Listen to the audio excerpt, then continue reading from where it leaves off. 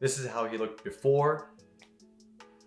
And if you stay tuned, I'm gonna go ahead and show you guys how I went through this whole process and show you guys the after plus a water test. I've never actually done before, so this is my first time. So this was my first experience actually doing the water test. So I'm excited for you guys to see how the results ended up. So make sure to stay tuned.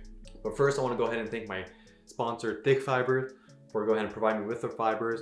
They have a variety of colors, the most natural looking fibers on the market, and they're nice enough to go ahead and put a link down below. I have a link down below for you guys where they are giving you a discounted price for the fibers if you do want to purchase them. So make sure to check that out. That is down below. Also, like I said, with ThickFiber, they are the most natural looking fibers.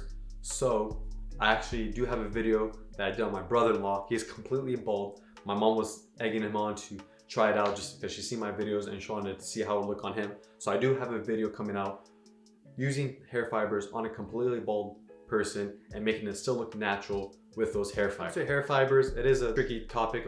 Some people hate it, some people love it. It depends. Some people apply hair fibers incorrectly, where they, it's too blotchy or it's too dark in the area and doesn't look natural, and they think it's the hair fiber. A lot of it is just skill and just consistent of actually doing it and trying it. It does take some effort. It is a lot easier if someone is applying it to you, but you can still achieve it doing it on your own with these tips, all right? Tip number one is gonna be obviously having some hair fibers. Like I said, recommend ThickFiber. You can go ahead and get a discounted price down below. I use theirs because it's the most natural looking fibers and does the job. So after you got your fibers, tip number two is gonna be distinguishing if you're gonna be using the shaker method on top of the head or the applicator. They both have their parts to it, but they give the same results depending on how you execute using them. So if you're trying to cover, say the crown area of the head, the top of the head, the salt shaker may work a lot easier, especially if you're doing it on yourself, because you could get an even coat and cover that one area. But if you're doing someone that, have a more receding hairline, or you're trying to get a more sharp lineup, depending on how you're using it, the applicator is more effective because you know how much to put out and where to put it exactly. So that leads me to tip number three, which is distance. So if you're applying the applicator, you want to make sure you're staying anywhere from 6 to 10 inches away and have a nice, good distance from the head, whether it's from the top or in front. And that will help tremendously if you're just farther away. Which leads to tip number four, which is gonna be pressure. So these two go hand in hand. So if you are, at a good distance and you apply a good consistent pressure, you're gonna get a more even coat and it's gonna lay down as if they had real hair. So you gotta make sure that you're applying good pressure and at a good distance so that you don't get any blotchiness or dark spots, an uneven look, and it's just not gonna look right. Now moving on to tip number five, which is say you do end up putting too much in one area and you notice you ran your fingers through there and it's smeared, it's not distributing correctly. The best way to fix that, even if you try and run a comb through there to make it even, you're gonna get the comb streaks in there and it's just not gonna look right.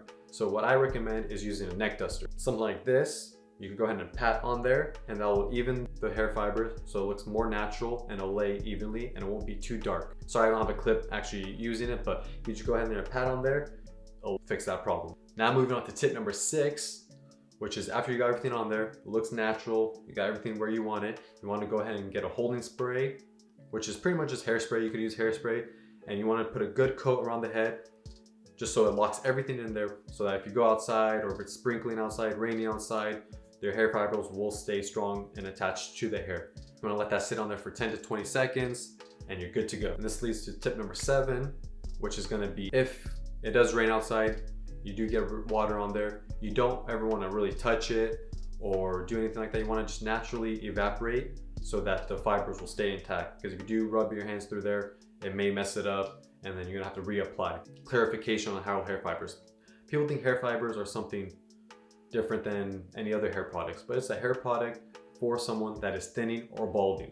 So like you would, go through your whole day with pomade in your hair, you get home, shower, it comes off, you sleep, wake up the next day, restyle your hair, put some more pomade in there. Same thing with hair fibers. You're gonna put it on for the day, go about your whole day, come back home, shower, and reapply the next day as you're using your pomade, your clay, your hairspray, anything like that. So now I'm gonna go ahead and move on to the water test. So this is gonna be me actually having the hair fibers in there with a holding spray. I'm gonna spray water on there and see how the hair fibers hold up, right? So let's roll the clip. All right, so I'm curious on the water test. I know usually it won't come off if you you know, if you're sweating and things like that. But we're gonna do the water test and actually see for ourselves. So I'm gonna do 2 pumps of water and we're gonna see how the fibers hold up, right? Put your head down. All right, here we go. All right, that's 2 pumps. You know, nothing really happened. All right, now we're gonna do 2 more pumps.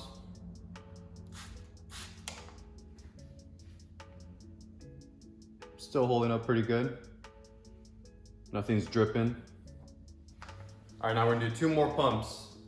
And we're gonna do it on the whole top. I'm gonna do 3 pumps this time. I did 5 just for you guys. And it looks good, nothing's dripping. Nothing's dripping on his forehead. We did apply hairspray in there just to hold it in, but that's the water test for you guys. Still looks good. Yeah, not dripping. Let's do. Look at that. It's raining outside, it's pouring. Nothing's coming out, all right? That's for all you haters that are commenting, all right? So YouTube, that was the video. Those are my 7 tips on how to apply hair fibers, how to get that natural look. I hope you guys enjoyed it. Make sure to go ahead and check out the link below so you can get your own hair fibers if you are interested. Also, make sure you got some good hair fibers, good pressure, good distance, and make sure to make it look as even and natural as you can. So I hope you guys did enjoy that video. Hope you guys saw the water test. Hope that answers some questions. If you guys are struggling or having some difficulties with hair fibers, go ahead and make sure to comment them down below so I can maybe make a future video on helping those if I get enough of them. Damn, what's up, Drizzy? What's up, Drake?